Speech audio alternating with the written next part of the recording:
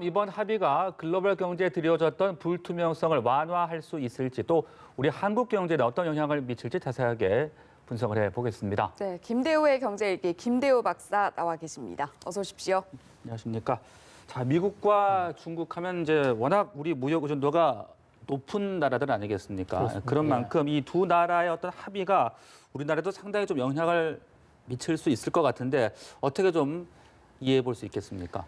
한국은행이 조사 발표한 자료를 보면 이주열 총재가 직접 발표했죠. 미중 무역 협상이 난항에 빠지면서 미국과 중국이 전쟁을 벌이면서 한국 GDP에 영향을 주는 것은 연간 베이스로 약 0.4%포인트 정도 된다고 그랬어요. 네. 그렇게 일단 미중 무역 전쟁이 일단은 휴전 상태로 들어갔다는 것을 볼 때 적어도 우리 경제가 지금 정부의 목표가 약 2.4% 정도 성장할 수 네. 있겠다는 거지 않습니까? 그럼 이론적으로 보면 2.8%까지 성장할 수 있다. 상당히 지금 그 성장 폭이 당초 예상보다는 좀 더 커지는 것이죠. 그리고 이제 그 전반적으로는 이 불확실성, 이 불확정성이 해소됐다는 것은 이것은 그 매우 고무적인 현상이에요. 그리고 이 사실 경제라는 게 미래가 어떤 방향으로 나아갈지 모르는 이런 언서턴티, 불확실한 상태에서는 투자도 하지 않고 수입 수출도 하지 않거든요. 네. 특히 이제 우리나라는 무역 의존도가 큰 나라니까 다른 나라가 한국을 바라볼 때 미중 무역 전쟁으로 인해서 한국의 피해가 크겠구나라고 생각하면 외국에서 한국에 대한 투자를 또 줄일 것이고요. 이런 보이지 않는 변수들도 상당히 있는데 일단 불확실성이 제거됐다. 그런 면에서 대단히 바람직한 현상이죠. 네. 그리고 특히 지금 말씀하신 대로 우리가 지금 수출에서 중국이 차지하는 비중이 25%, 미국이 차지하는 비중이 한 16, 7% 됩니다. 그럼 두 나라가 우리나라의 무역에서 차지하는 비중이 40%가 넘거든요. 사실 어마어마한 비중이에요. 세계에서 미중 무역 의존도가 가장 높은 나라가 바로 한국입니다. 그런 면에서 미국의 일단 무역 전쟁 휴전 상태는 우리 경제에 네. 상당히 도움이 될 것이다고 네. 총체적으로 그렇게 볼 수가 있어요. 네, 우리 경제는 이번에 합의문이 나온 것이 긍정적으로 작용할 효과가 더 크다 이렇게 분석을 해주셨는데 참 오랜 기간 동안 될 듯 말 듯 하다가 드디어 첫 단추를 끼웠는데요. 합의문 핵심 내용도 다시 한번 짚어볼까요? 네, 그렇습니다. 예. 뭐 여러 가지 사안이 있습니다. 총 96페이지예요. 네. 지금 그거 읽어보느라고 눈이 빨개져 있는데요. 네. 그런데 핵심은 결국 두 가지로 요약할 수 있습니다.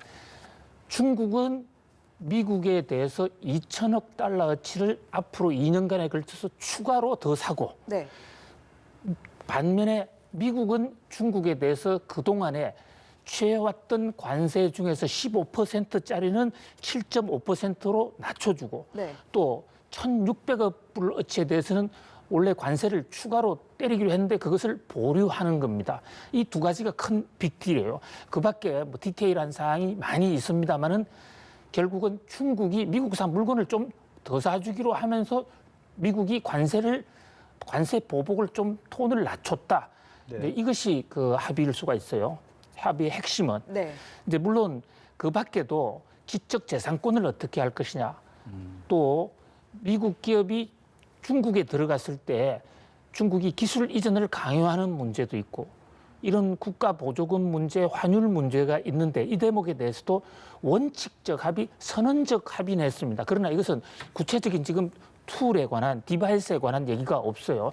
그런 면에서 이것은 잘 해결하기로 했다 정도까지 네. 합의가 됐다는 볼 수 있습니다. 그렇다면 이제 미국과 중국 각국의 입장에서 봤을 때 얻은 것, 잃은 것 어떻게 정리를 해볼 수 있는 겁니까? 그렇습니다. 이 뭐 평가가 좀 엇갈리는데요. 네. 당장에 미국은 트럼프 대통령 입장에서 팜벨트라고 그러는 이 중산 농업지대, 사실 미국은 산업국이라기보다도 땅 면적이나 국민들의 관심도 측면에서 보면 농업국이라 해도 과언이 아닙니다.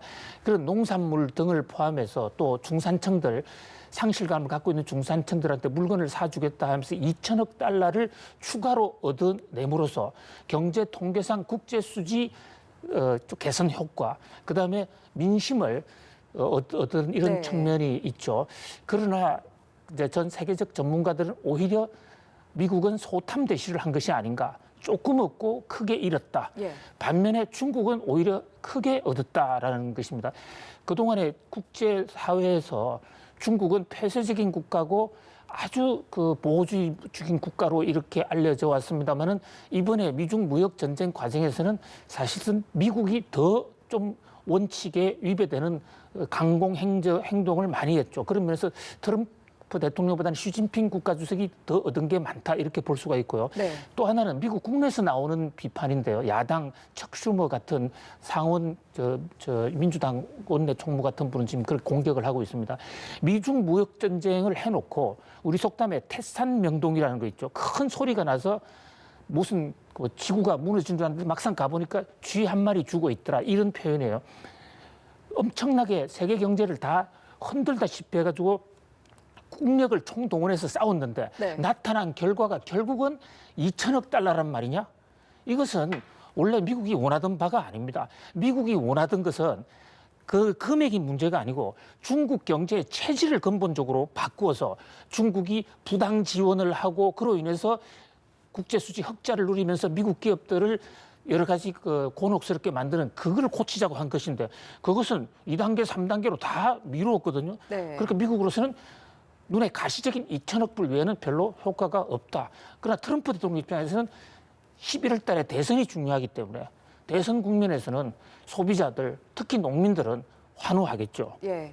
말씀하신 것처럼 중요한 내용은 2차, 3차로 좀 미뤘기 때문에 이렇게 조건부의 협상이 무역전쟁 종식으로까지 이어질 것이냐 이 부분에 대한 의견들도 나오고 그렇다면 또 2차 협상은 언제 재개될 것이냐 이런 얘기들도 나오는데 어떻게 전망을 하십니까? 예, 오늘 펜스 부통령이 기자회견을 했죠.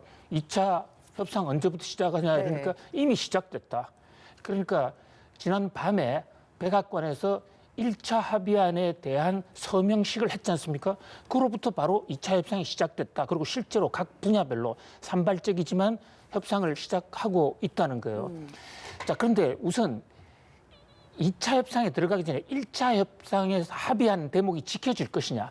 2천억 불을 사야 되는데 트럼프 대통령 입장에서는 농산물 2천억을 처음에 요구했어요. 2천억 불을 다 사달라. 그런데 지금 중국이 미국산 농산물을 상당히 많이 샀고 더 이상 지금 살 수 있는 여지가 없습니다. 네. 썩혀 놓을 수는 없지 않습니까? 그래서 어쩔 수 없이 약 320억 불 정도의 농산물을 사고 나머지는 제조업, 서비스 이런 거로 돌렸는데 그나마도 320억 불어치를 전문가들의 진단에 따르면 중국이 살 수요가 없다는 겁니다. 이미 브라질로부터의 수요를 미국으로 다 돌려놓은 상태거든요. 그리고 중국이 농업국입니다.